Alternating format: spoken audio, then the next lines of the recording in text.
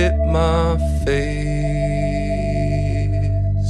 and it smelled like the truth. Hi, hello, and welcome to episode 3 of A Man and a Microphone, a podcast about movies, video games, where they intersect, how they differ, where they stand on the socio-political spectrum, and it is hosted by myself, Cole Henry, and no one else, because it's just me. And this week, in the TV and film segment, we are going to be discussing Mindhunter, the new Netflix series executively produced by David Fincher, who also directs the first 2 episodes and the last 2 episodes, and his hands are all over the series. You can just tell from the get-go it is very, very, very much a baby of David Fincher. And the premise of the show is about the special FBI unit who interviewed serial killers in the 70s, learned how they tick, and coined the term serial killer, and took a more analytical, psychological perspective to interviewing these people rather than just putting them in the electric chair. And the whole point of them doing this was they wanted to understand how these people tick, how they function, to see if they could get ahead of the curve and try and stop these people from becoming the monsters they are by eradicating the tendencies they had prior to their first kills. And pretty much how it goes is, in one episode, Bill Tench says, how do we understand crazy if we don't know how crazy thinks? And that's pretty much the premise of the show. They try and learn how crazy thinks. And the show is spearheaded by the main character, Holden Ford, played by Jonathan Groff, and his adamant, kind of narrow-minded almost, tunnel vision study of these serial killers. He wants to push ahead and keep pushing and keep pushing. And he tries not to let the job rub off on him, but it does. And his partner, Bill Tench, who is sort of we see the show through that lens of Holden Ford, but we kind of feel the heart of the show through the character of Bill Tench, because while he also interviews these serial killers with Holden Ford, he's his partner, he also has more guttural reaction to these people. He's more angry. He's more disgusted. He doesn't like some of the interviewing tendencies that Holden Ford does. The job gets to Agent Bill Tench. It fucks him up. He has mental breakdowns. He's a complex character, and he is sort of the heart of the show. And then the brains of the show is split up between Agent Ford and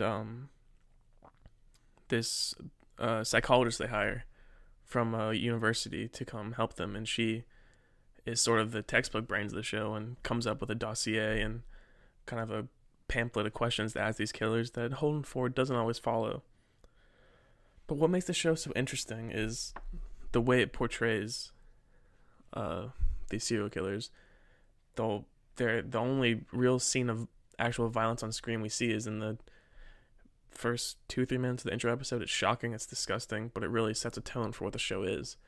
And that is the last scene of real violence that we see. The rest of it we see through photos that the camera does not focus on, or through characters describing what happened. It's all implied, and in a way that makes it all the more terrifying, because it leaves our mind to think about and paint images of what these people did. And the actors that get to play some of these serial killers lose themselves in these roles, and it's really, really unsettling and hard to watch. And the dialogue is so well written. It's fast, and it's dark, and it just feels very real. And for example, the actor who plays Ed Kemper, the co-ed killer, loses himself in the role. It's downright horrifying. But while the show is horrifying and it's unsettling and it's very challenging to watch, it's also really, really bingeable because it's paced to a T. The show is mainly dialogue. There isn't a whole lot of action in the sense of the sort of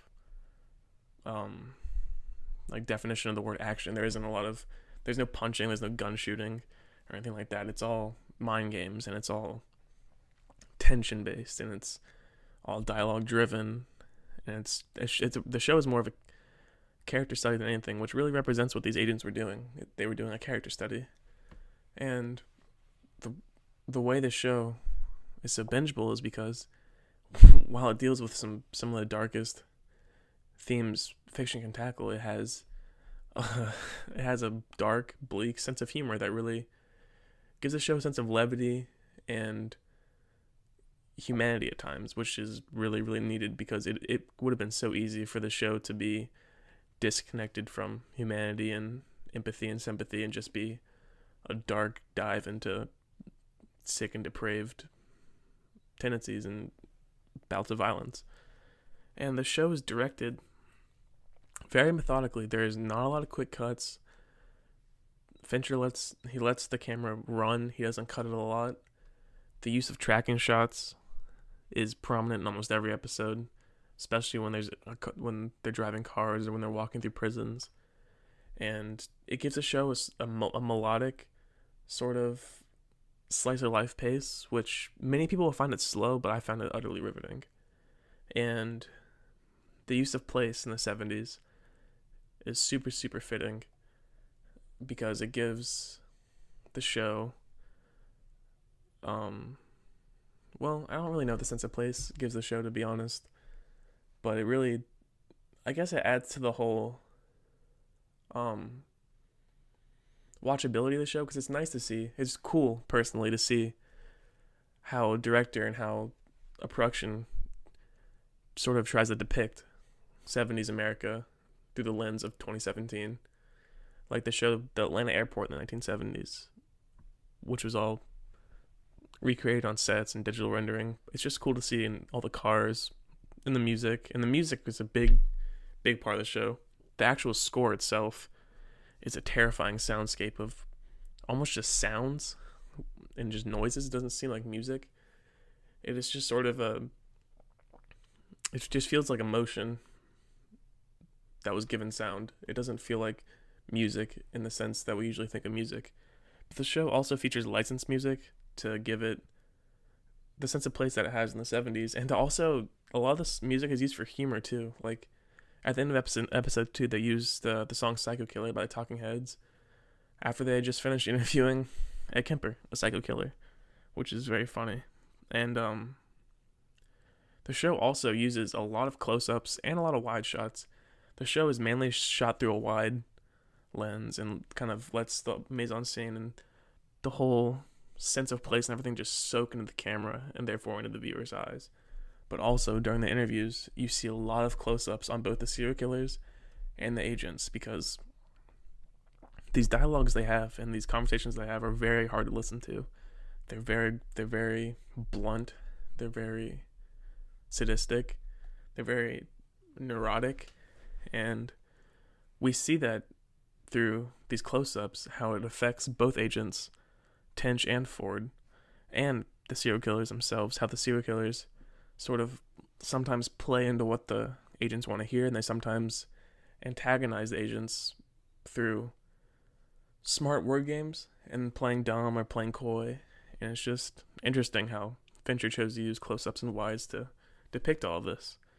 But for the sake of spoilers, we're going to kind of leave it at that. But this show is definitely worth watching. Everyone should check it out. Anyone who likes those cable shows like Criminal Minds or NCIS or CSI or any of that garbage will actually enjoy Mindhunter, because it takes a lot from those shows, but also leaves a lot of the sort of network baggage away. It is its own thing.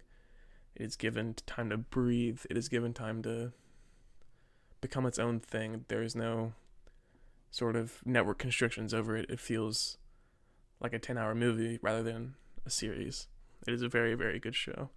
And season 2, according to David Fincher, is going to take place in Atlanta, and it's going to deal with the Atlanta child murders that occurred from 1979 to 1981. So it'll be interesting to see how he frames Atlanta at the end of the 70s and early 80s. So I'm eager to see that. And as far as video games go for the week, there's just a few I want to talk about. None of them are new. I do want to talk about the Wolfenstein 2 launch trailer that released a few days ago, because at the end of that trailer, there's something very interesting, because more or less we get a tease of Adolf Hitler in it. So it'll be funny to see where the game goes with that and how it handles it. And hopefully it's going to handle it in a very comedic way. But knowing Wolfenstein, the New Order, it'll also be handled in a very, very dark way, while having a sense of humor, which, you know, we'll see October 27th how that game pans out, and I'm hoping it pans out as well as the first or even better than the first, but we never really know until we get our hands on it, so we'll see. But I also want to talk about Forza Horizon 3, because I recently got back into this driving game on Xbox One, because I've been sort of in the mood for a game I can kind of turn my mind off to, in a sense. That's not a slight at the game, it's a smart game.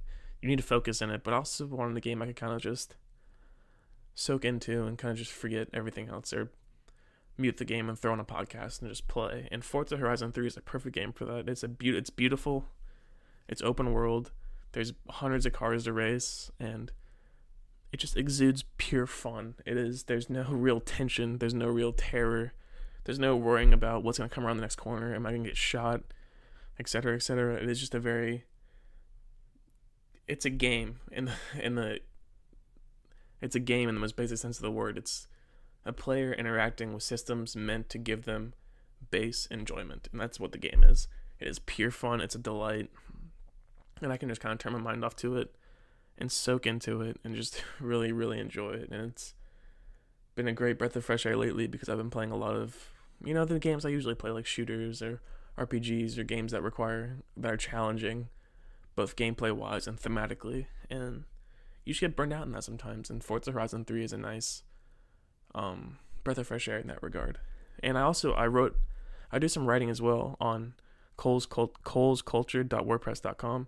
I wrote about how this game has helped me handle my anxiety in a way, because it sort of allows me to escape from my mind for an hour or so a day or more, and it just lets me sort of reset my mental compass in a sense. And while games are therapeutic in a sense, they're not something you can solely rely on for therapy. If you need therapy or anything in that regard, you should not just rely on video games. You should get actual help. But video games are a nice buffer. They will help, but they will not fix the problem at hand. But they will definitely help. But also, I just got back into playing Battlefield 1, because I've been watching World War 1 in color on the BBC, and that has sort of sparked my reinterest in World War 1 history, because throughout my life I've been super enamored with the history of World War II, and pre-war America and Europe and post-war America and Europe, because I just find that era of history so utterly fascinating, and I always have. I have books on it and everything, and I've never given World War I the time of day it truly deserves from a historical standpoint. In the past year, I've sort of dove deep into it, and Battlefield 1 has sort of given me a weird lens into that time, while not wholly realistic or not wholly respectful of the people who fought and died in that war or the war itself.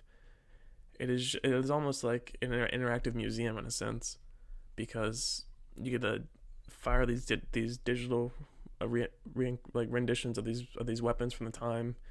You get to walk around painstakingly developed maps of these battlefields, these famous battlefields we've read about in textbooks forever, and you can read indexes and codexes about parts of the war, and about certain guns, and about regiments, and about troop types, and about vehicles. You could handle some of these vehicles. You could handle biplanes. You could handle some of those 1916 early war tanks with the full treads and everything. And I've also been reading The Guns of August, which is Barbara Tuchman's Pulitzer Prize winning book about the outbreak of World War I, which is a fantastic book. I recommend it to anyone who likes history. And that, coupled with the game, has sort of reinvigorated my love for World War I history. And I got the DLC for the game, and one of the DLCs, called In the Name of the Tsar, is about the conflicts on the Eastern Front, which I've never known much about. I've been utterly ignorant of it, to be honest, and this DLC has sort of made me want to study that time period a whole lot more in those battles, because it was bleak.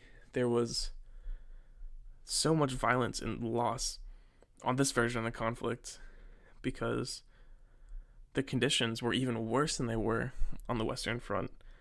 And you had Russians fighting Russians. You had the Red Army and the White Army fighting each other, but you also had the Red Army fighting the Germans.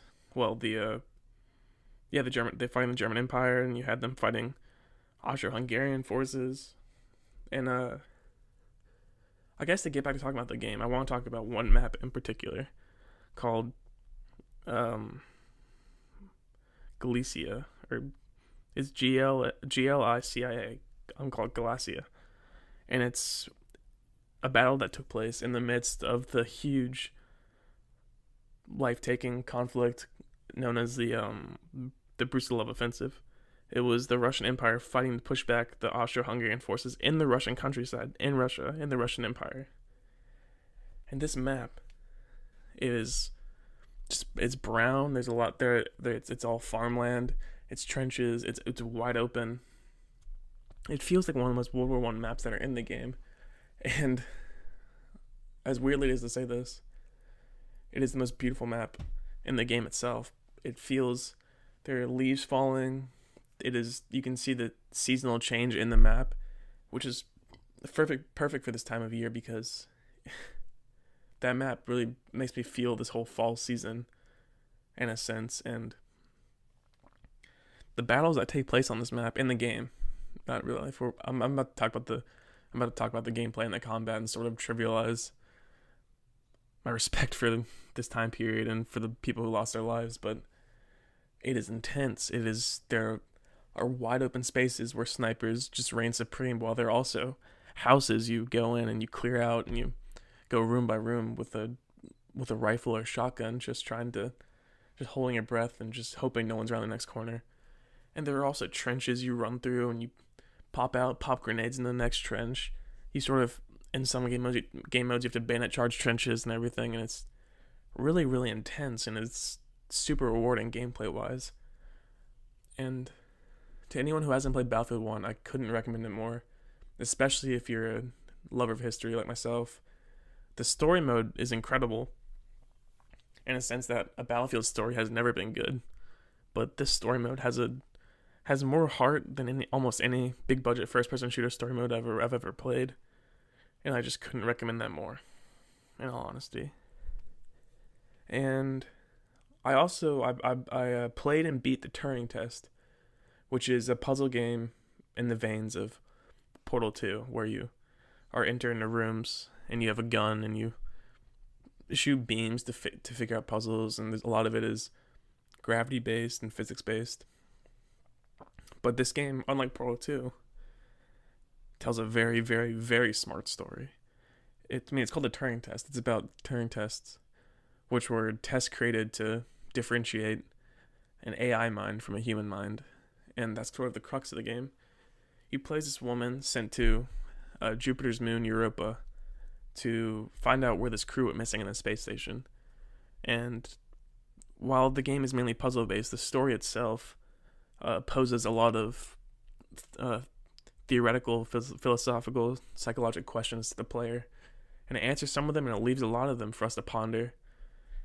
The game ruminates and discusses everything from B.F. Skinner to Freud to Alan Turing, and it's a super smart game. It's free on Xbox Live Gold right now on Xbox One.